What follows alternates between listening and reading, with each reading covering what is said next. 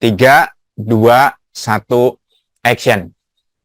Lagi-lagi unit link, lagi-lagi unit link. Ya, hari ini tidak ada bosannya, saya akan bahas lagi mengenai satu kasus yang terjadi berkaitan dengan produk asuransi unit link, di mana saya baca kasus ini di sebuah surat pembaca di media, dan saya merasa perlu untuk membahas kasus ini karena kasus ini masih berulang, dan berulang, di mana nasabah sudah merasa membayar 5 tahun, bukannya uangnya nambah, tetapi justru berkurang. Apa sih sebenarnya yang sedang terjadi? Yuk kita simak video berikut ini.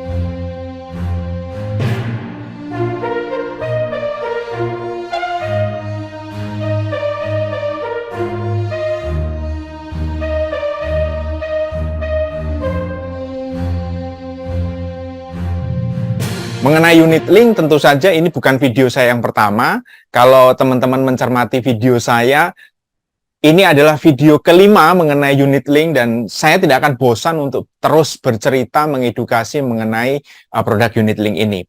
Bahkan saya menulis satu buku khusus mengenai unit link yang saya kasih judul Unit Link Bikin Pening, yang teman-teman, Bapak Ibu bisa dapatkan di BHR Publishing Store di Tokopedia. Nah, apa yang sebenarnya sedang terjadi dan apa yang akan kita bahas di video yang kelima ini, gitu ya. Kebetulan saya membaca satu kasus di media yang kasusnya kira-kira seperti ini, ya. Jadi ada seseorang menulis surat pembaca. Di dalam surat pembaca itu disebutkan ada seseorang yang mengikuti satu program asuransi, karena jelas di situ dia tulis program asuransi di sebuah perusahaan asuransi yang kita tidak perlu sebut namanya. Dan dia mengikuti program ini sudah melakukan pembayaran sejak tanggal 25 Oktober 2016. Artinya kalau ini tahun 2023, seharusnya dia sudah mengikuti selama 7 tahun. Namun ada sedikit masalah yang saya lihat adalah dia hanya membayar 5 tahun.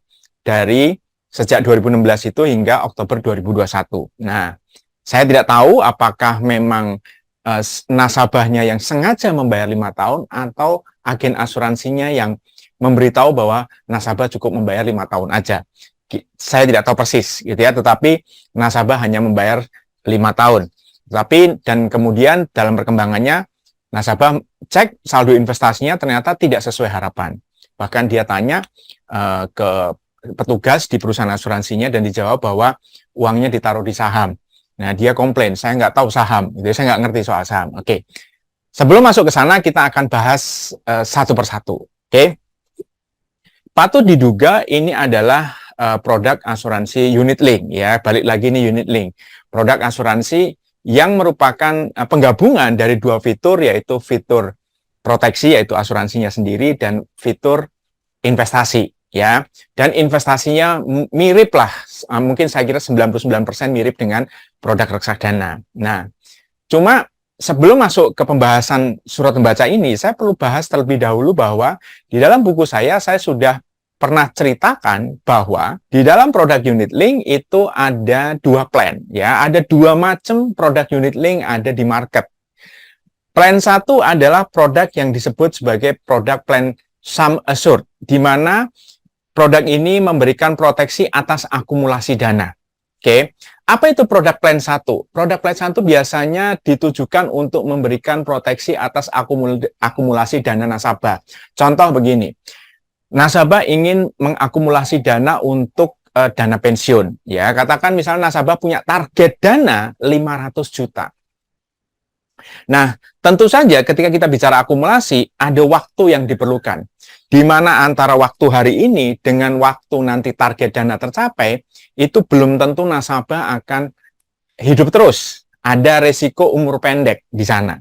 Nah, produk plan 1 bilang begini, mau nasabah usianya panjang, ya tentu saja target dananya pasti akan tercapai. Tetapi kalau misalnya nasabah usianya pendek, misalnya tadi target dananya 500 juta, baru mengakumulasi 100 juta ternyata sudah harus jatuh tempo usianya, maka perusahaan asuransi akan memberikan talangannya, memberikan gap-nya, membayarkan gap-nya, sehingga keluarga akan tetap menerima 500 juta.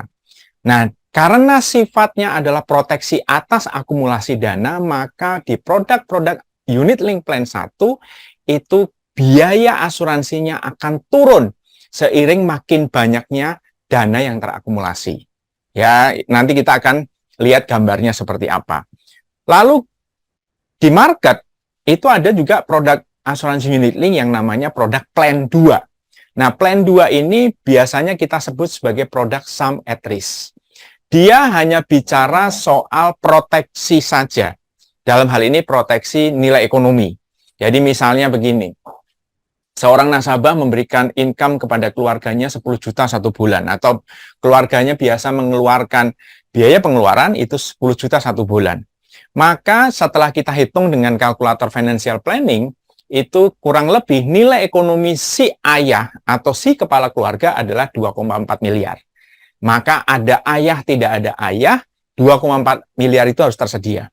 Ketika ayah masih ada, mungkin nggak ada masalah karena ayah masih bekerja. Ya, si keluarga masih bekerja. Tapi ketika dia tidak ada, maka harus ada sejumlah dana yang keluar dari perusahaan asuransi yang bisa dipakai oleh keluarga sebagai pengganti income-nya si ayah. Itu nilai ekonomi. Nah, di dalam produk-produk Plan 2 ini, karena sifatnya murni proteksi, maka biaya asuransinya akan naik seiring kenaikan usia nasabah. Jadi ada perbedaan yang cukup mendasar antara Plan 1 dan Plan 2. Di mana Plan 1 biaya asuransi turun, ya semakin lama semakin turun karena dana nasabah semakin banyak, gitu ya, terakumulasi semakin banyak sehingga makin dekat ke target. Sedangkan kalau Plan 2, itu biaya asuransinya akan makin lama makin tinggi, seiring dengan kenaikan usia nasabah, seiring dengan kenaikan resiko si nasabah. Nah, umumnya di market yang kita kenal adalah produk asuransi Plan 2. Ya, jarang yang menawarkan atau jarang memang yang menyediakan produk-produk asuransi Plan 1 gitu ya. Secara umum biasanya adalah produk-produk Plan 2 yang biaya asuransi itu akan naik seiring kenaikan usia nasabah. Lalu apakah produk Plan 1 ada di market? Tentu saja ada. Silahkan Bapak Ibu teman-teman mencarinya sendiri. Silahkan tanya kepada agen asuransi yang Bapak Ibu kenal. Dan ini sudah saya ceritakan secara detail perbedaan Plan 1 dan Plan 2 di dalam buku yang saya tulis, buku Unit Link Bikin Pening dalam tanda tanya, gitu ya. Silakan dieksplorasi lebih lanjut. Nah, saya melihat bahwa kemungkinan besar produk yang dibeli oleh si nasabah yang menulis surat pembaca itu adalah produk Plan 2. Produk yang biaya asuransinya naik seiring pertambahan usia nasabah. Taunya dari mana? Taunya dari laporan yang disampaikan kepada nasabah, gitu ya. Jadi kita bisa tahu masalahnya di mana dengan melihat laporan yang disampaikan oleh perusahaan asuransi kepada si nasabah. Kita akan lihat sebelum masuk ke laporan. Sebenarnya ketika seorang nasabah membayar premi asuransi, kemana sih sebenarnya duitnya? Terutama kalau produknya Unit Link. Jadi kalau kita lihat bagannya, ini juga ada di dalam buku saya, seseorang membayar premi, nasabah membayar premi, maka pertama kali yang akan dilakukan oleh perusahaan asuransi adalah memotong premi tersebut untuk membayar namanya biaya akuisisi. Ada biaya akuisisi yang memang harus ditanggung oleh nasabah. Dan ini diatur tidak hanya oleh perusahaan asuransi, tetapi juga oleh otoritas jasa keuangan. Jadi semua perusahaan asuransi akan mengenakan aturan yang sama. Kemudian ada biaya premi top up kalau memang nasabah ada top up gitu ya, dan itu biasanya kecil. Lalu setelah itu, setelah dipotong biaya-biaya, sisanya akan masuk sebagai hasil investasi gross, kotor, gitu ya. Kenapa disebut gross? Karena belum dipotong biaya-biaya lanjutan. Apa biaya-biaya lanjutannya? Adalah biaya bulanan. Ada namanya biaya administrasi, ada namanya biaya asuransi. Ya, jadi untuk bisa mendapatkan uang pertanggungan atau proteksinya, itu harus ada biayanya dong. Ini kan ibaratnya seperti yang saya ceritakan di video saya sebelumnya, Bapak Ibu ingin mendapatkan proteksi dari satpam, maka Bapak Ibu harus membayar biaya satpam tersebut, gaji satpam tersebut, gitu ya. Ini ada di video saya, Pak Edi ya. Bapak Ibu nanti bisa lihat, linknya ada di atas. Nah, lalu ada biaya pemeliharaan, dikenakannya setiap bulan. Dari situ, hasil investasi gross setelah dipotong biaya bulanan akan menjadi hasil investasi net. Apakah secara transparan perusahaan asuransi memberikan laporan? Ya, apabila kita minta. Nah, ini adalah salah satu contoh laporan dari nasabah yang tadi komplain, dan kebetulan ini di-upload juga di dalam surat pembaca tersebut, sehingga saya bisa download. Di sini kelihatan bahwa setelah nasabah membayar premi, ada nilai investasi dasar yang masuk tadi, yang saya bilang bahwa nilai investasi, saldo investasi gross. Lalu pada saat yang tidak berapa lama, itu akan dipotong oleh namanya biaya asuransi. Nah, ini kita lihat kenapa saya berani bilang bahwa ini adalah produk yang dibeli oleh nasabah, ini adalah produk asuransi plan 2, karena saya lihat biaya asuransinya naik terus. Nah, kita lihat dari tahun ke tahun, biaya asuransinya naik terus. Ini maka saya bisa berani bilang bahwa produk yang dibeli oleh nasabah ini adalah produk plan 2. Nah, lalu masalahnya di mana? Setelah kita tahu gitu ya. Nah, kita tahu bahwa setiap tahun biaya asuransinya naik. Nah, lalu tadi nasabah cerita bahwa dia hanya bayar 5 tahun. Nah, apa dampak hanya membayar 5 tahun? Ibaratnya kita punya satpam, kita suruh kerja seumur hidup dia untuk melindungi kita, tetapi kita cuma mau bayar 5 tahun, maka setiap tahun, setiap bulan kita tetap dikenakan biaya untuk gaji satpam. Hal yang sama terjadi dengan asuransi unit link. Jadi ketika nasabah memutuskan untuk berhenti membayar, tapi proteksinya jalan terus, maka biaya asuransinya jalan terus. Tadi nasabah cerita bahwa dia sudah bayar 5 tahun. Harusnya ini umur asuransinya sudah 7 tahun, artinya sudah 2 tahun nasabah tidak membayar asuransi. Nah, kita lihat biaya asuransinya per bulan itu hampir sebesar 100.000, sekitar 96-an, dan itu naik terus. Artinya kalau di rata-rata 100.000 aja per bulan, selama 2 tahun, 100 kali 24 berarti sebesar 2,4 juta ya, 2,4 juta gitu ya. Jadi dia sudah tidak membayar, tetapi potongannya tetap jalan terus. Itu yang membuat akhirnya saldo investasinya menjadi tergerus. Nah, itu yang terjadi, sehingga teman-teman harus cermat bertanya kepada asuransinya laporan ini dan tahu berapa biaya asuransi per bulannya yang harus dibayar. Nah, setelah kita tahu situasi ini, maka kita harus kritis juga kepada agen asuransi yang bertemu kita. Ketika dia menawarkan bayarnya 5 tahun aja, bayarnya 7 tahun aja, kita harus kritis bahwa apakah pengenaannya, biayanya juga akan hanya 5 tahun atau 7 tahun aja. Kalau pengenaan biayanya akan jalan terus, maka, dan itu adalah produk plan 2 yang biayanya naik terus, maka membayar 5 tahun, membayar 7 tahun adalah satu kesalahan. Yang itu harus dikoreksi. Anda harus kritis kepada agen asuransi yang ketemu Anda. Nah, lalu kita lanjut nih. Apa sih biaya-biaya yang ada di dalam asuransi unit link? Selain tadi ada biaya asuransi, di dalam asuransi unit link, biayanya ada macam-macam. Tadi ada biaya akuisisi, ini biasanya dikenakan, ya kalau sekarang aturan SEOJK maksimal selama 10 tahun. Ya, selama 10 tahun itu akan dipotong terus, tahun pertama maksimal 40%, sampai dengan 0. Nantinya di tahun ke-11.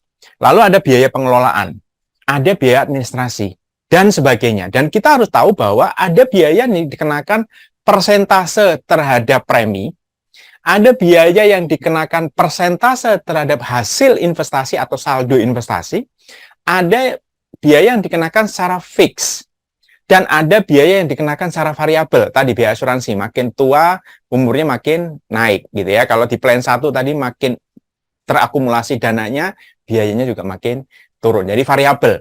Nah, Bapak Ibu sebagai nasabah harus tahu soal biaya-biaya ini, gitu ya. Jadi ada biaya yang fix, ada yang persentase terhadap premi, ada persentase terhadap saldo nilai investasi. Nah, ini yang perlu diketahui oleh para nasabah. Lalu persoalan belum selesai. Tadi si nasabah bilang begini, menurut perusahaan asuransinya, investasi itu ditanam di saham. Dia bilang bahwa saya nggak tahu nih saham apa, saya nggak paham, saya orang awam gitu ya. Nah, ini menurut saya juga sedikit masalah. Kenapa? Karena banyak di antara kita yang kurang kritis kepada kepada agen asuransinya. Ketika kita bicara unit link tadi, maka uang kita sebagian yang tadi masuk dalam porsi investasi akan diinvestasikan. Tidak harus saham memang, ada di obligasi, ada di pasar uang, tergantung profil resiko kita. Nah, ini kebetulan uang nasabah ini oleh agennya diletakkan di saham. Lalu bagaimana caranya kita bisa tahu uang kita ditaruh di mana oleh si perusahaan asuransi atau oleh si agen kita? Ya, atas rekomendasi si agen kita. Kita bisa tahu sebenarnya, kita bisa memantau dengan melihat apa yang disebut sebagai fund fact sheet. Jadi fund fact sheet ini diterbitkan oleh perusahaan asuransi sebulan sekali sebagai pertanggungjawaban kepada nasabah, uangnya nasabah ditaruh di mana. Sehingga nasabah akan tahu bahwa duitnya ditaruh di saham mana aja, gitu ya. Pertanyaannya, di mana bisa mendapatkan fund fact sheet? Fund fact sheet bisa di-download secara gratis di websitenya perusahaan asuransi masing-masing. Nah, dari sini kita lihat bahwa semua perusahaan asuransi itu melaporkan namanya fund fact sheet-nya. Jadi nasabah bisa akses kapan aja sebenarnya harga market dari investasi saya sudah sampai berapa. Sehingga ketika dihitung, oh berarti uang saya nambah, oh uang saya kurang. Nasabah bisa tahu anytime, kapan saja nasabah membutuhkan, gitu ya. Dan di dalam fund fact sheet biasanya akan disebutkan uang si nasabah akan diletakkan di instrumen misalnya saham apa aja. Karena biasanya akan disebut 10 besar saham-saham yang dibelikan dengan uang nasabah tersebut. Ya, dan terutama juga sektornya. Di sektor apa aja nih? Nah, ini juga disebutkan oleh perusahaan asuransi. Dan ini secara transparan. Setiap hari ada laporannya, bahkan di koran-koran, gitu ya, di Kontan, di Bisnis Indonesia. Sebulan sekali laporan ini muncul dan bisa di-download oleh nasabah. Nah, jadi dari sini kita sudah bisa cukup jelas bahwa kita harusnya tahu nih, uang kita dikemanakan. Boleh nggak saya pindahin gitu dari saham ke pasar uang misalnya? Tentu saja boleh. Tinggal bilang kepada agennya saya mau switching, ya, karena saya mau lebih aman misalnya. Karena mungkin pasar uang lebih aman daripada saham. Nah, boleh kita melakukan switching kalau kita merasa bahwa pasar saham sedang tidak bagus misalnya. Nah, dari video ini makin jelas, sangat jelas bahwa unit link bukanlah produk investasi. Dia produknya perusahaan asuransi, dia adalah produknya proteksi. Kalau teman-teman mau proteksi atas akumulasi dana teman-teman, misalnya tadi mau nyiapin dana pensiun, dana pendidikan buat anak, boleh teman-teman cari produk-produk unit link plan 1, di mana biayanya akan turun seiring dengan jumlah akumulasi dana teman-teman semakin dekat ke target, maka biayanya akan semakin turun.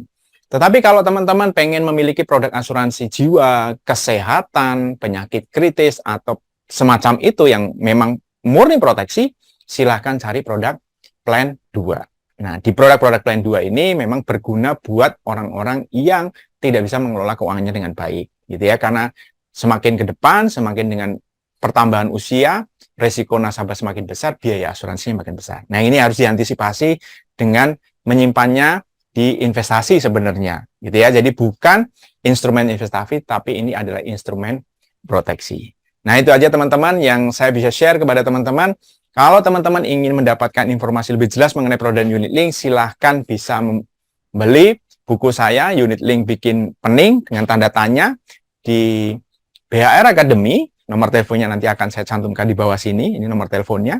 Atau teman-teman bisa mendapatkan di Tokopedia, di BHR Publishing Store. Oke, teman-teman, semoga bermanfaat video ini. Kita akan ketemu di EduSeries berikutnya.